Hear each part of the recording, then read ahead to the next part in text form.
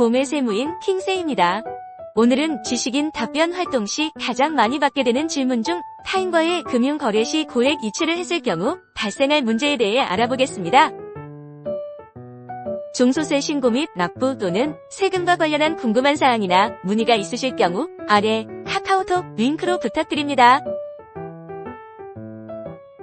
질문 있습니다. 한두 달 뒤에 지인한테 5억 정도를 받기로 되어 있는데 5억이 제 계좌로 입금하자마자 국세청에 자료가 바로 넘어가서 연락이 올까요? 추가로 질문합니다. 답변 부탁드려요. 첫 번째 질문입니다. 연락이 온다면 전화부터 올까요? 아니면 집 주소로 찾아올까요? 아니면 증여세 관련 우편물이 발송되는지 어떤 내용으로 연락이 오나요? 1천만 원 고액 거래건은 은행에서 자동으로 금융정보분석원에 보고가 되고 그 외 자금 세탁 등의 기미가 보일 경우 협의거래보고 제도가 있습니다. 조사 이후 국세청으로 통보가 됩니다. 따라서 1. 정기조사 대상이 되거나 2. 사전 통지 없이 들이닥치는 비정기 예치 조사의 대상이 될 수도 있습니다. 조사 대상은 거래 빈도를 고려해 주관적으로 판단한다고 합니다. 3. 사전에 우편이나 전화 전자문서로 연락이 올 수도 있습니다. 두 번째 질문입니다.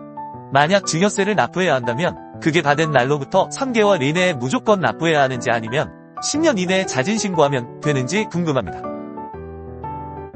증여받은 날을 기준으로 3개월 이내에 신고 및 납부하셔야 합니다. 증여세 신고 및 납부는 납세자의 의무입니다. 법정 신고 기간 이후에는 가산세 발생 여부 있습니다. 5억 원의 20%에 해당하는 금액이고 누진공제액은 1천만 원입니다. 다음은 증여세율표와 누진공제 안내표입니다.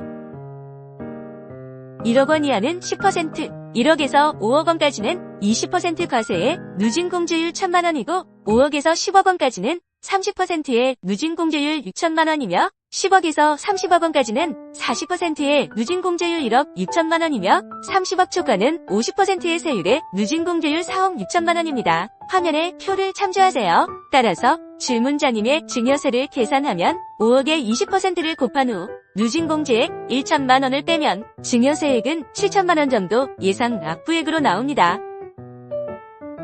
세 번째 질문입니다. 고액 현금이 이체된 것만으로도 국세청이 바로 알게 되나요? 계좌이체는 보고 대상이 아니니 그 돈으로 부동산만 구입하지 않는다면 괜찮지 않을까요? 답변 드리겠습니다. 현금 거래와 관련해 국세청은 어떤 과정을 거쳐 조사 대상을 결정하고 조사에 착수하게 될까요? 우리나라에는 고액 현금 거래 보고 제도가 있는데 동일 금융기관에서 하루 1천만 원 이상의 현금을 입출금할 경우 거래자의 신원과 거래 일시, 거래 금액 등을 금융정보분석원에 자동으로 보고하는 제도를 말합니다. 그 외에도 금액에 상관없이 금융기관이 고객과의 거래에서 자금, 세탁 등의 의심스러운 정황을 발견하는 경우 이를 금융정보분석원에 보고하는 혐의거래보고 제도도 있습니다. 여기서 공통으로 등장하는 금융정보분석원이란 금융기관을 이용해 범죄 자금을 세탁하거나 외화가 불법 유출되는 것을 막기 위해 2001년 11월에 설립된 금융위원회 산하기관으로 금융기관에서 보내온 자료를 분석해 국세청 등에 제공하는 역할을 합니다. 금융정보분석원의 인적 구성을 보면 검찰청, 금감원, 국세청, 관세청, 경찰청에서 파견 나온 직원으로 구성되어 있고 의심 거래에 대한 분석을 하고 분석 내용을 관계기관에 통보하기 용이하도록 구성되어 있습니다.